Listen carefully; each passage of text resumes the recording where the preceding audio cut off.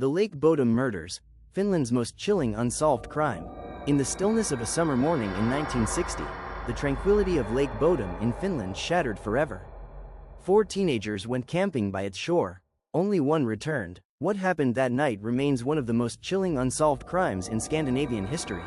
Lake Bodom, a picturesque body of water near the town of Espoo, is a place of serenity, until June 5, 1960.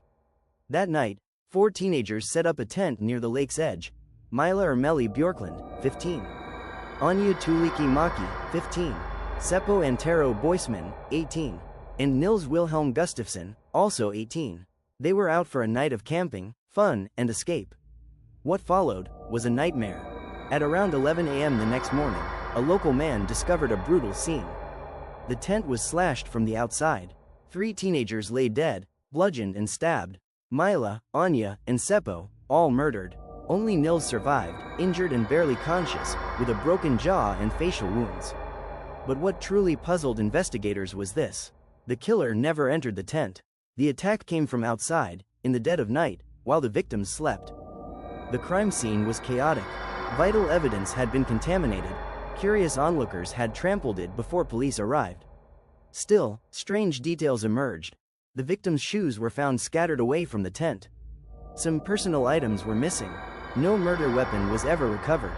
And the only witness, Nils, had no memory of the attack. Or so he said. Over the decades, dozens of theories have surfaced. Some believe it was a random maniac. Others suspect a jealous ex-lover. And one of the most shocking theories? That Nils, the lone survivor, may have been the killer. In 2004, over 40 years later, Finnish police arrested Nils Gustafsson. Prosecutors claimed his injuries were self-inflicted, and that jealousy had driven him to murder. But in 2005, after a highly publicized trial, he was acquitted. The jury found there was no conclusive evidence against him. Why did the killer leave Nils alive? Why were the attacks so brutal, but seemingly without motive? Some theorists point to military deserters, fugitives, or even cult involvement. Others suggest the crime had a ritualistic feel, particularly the way the tent was attacked from outside. And then there's the eerie stillness. The killer vanished into the Finnish woods. No witness, no confession, no closure. Today, Lake Bodom remains beautiful and haunted. The murders changed Finnish society, sparking fear, fascination, and decades of speculation. It inspired films, books, and even a heavy metal band, Children of Bodom.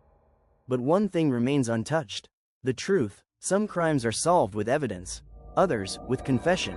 And some remain buried in the silence of the woods. This is Curiously Forgotten. Subscribe to explore the unseen and forgotten. Thank you for watching.